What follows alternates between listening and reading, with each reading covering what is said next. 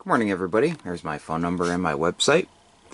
Sorry I haven't been putting up a ton of videos. It's summertime here. Got a lot of other stuff going on. Just super busy. So here we have another Ameritron al811h here.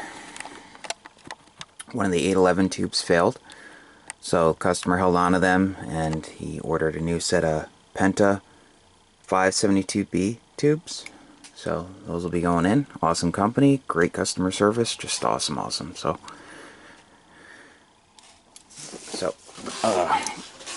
two of the socket screws are loose, which happen to be holding the tab for the grid connection on the tubes. So I'll take this whole assembly out, ground the grids directly to the floor. One of the input SO239s has like no grip. Just slip it in and out. This is a brand new PL259 connector. This one is okay, but this one is not. So both will be replaced. I'll check everything else over and I'll go over everything when it's all set.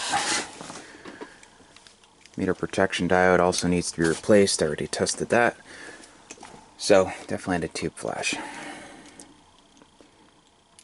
I'd like to remind people, when you have a PL259 connector, sometimes when people put the ends on, they forget and they put a blob of solder. When they solder the center connection, they leave a blob of solder, and then when they go to push it in, it spreads the clips on an SO239. So you always want to make sure that's nice and smooth when you install it on the coax, or if someone else made the coax assembly for you, that they didn't leave a blob on there, because that will take out a SO239 connector. And when you go to put another one in that does not have the blob, that it will have no grip on it, and you can end up with an open. It's really bad to have an open on the output of the amplifier. When you're trying to get the amplifier to produce output, you can end up flashing tubes and doing other damage to the output network. So I will be back. Stay tuned.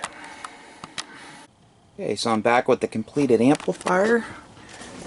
I replaced the SO239 connectors, replaced the meter protection diode, took the whole assembly out, put in the gas discharge tubes at the base of the sockets. The one failed back here on the back wall. I removed that and, like I said, placed them at the tube sockets. In order to get at that one, this assembly would have to come out anyway, and it's better to have them at the base of the sockets on both sides, going directly to the chassis.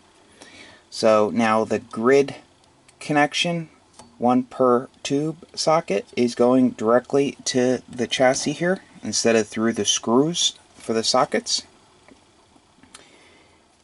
I adjusted all the coils so they're pretty much even now. Clean the input and output rotary switches deoxit gold.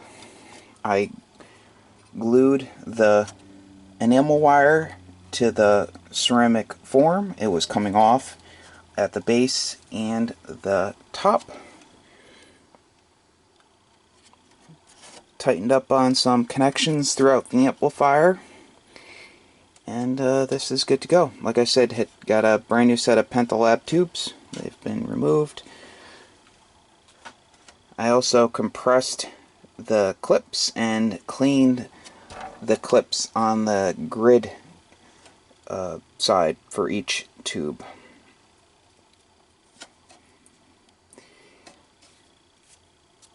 So that's about it. If you need an amplifier repaired, feel free to give me a call. There's my website and my phone number, and I'll show you the new silver-plated Teflon SO239 connector. So it was the one on the output that actually wasn't making connection, and that's very bad. So there's the new meter protection diode. Take care. Have a great day.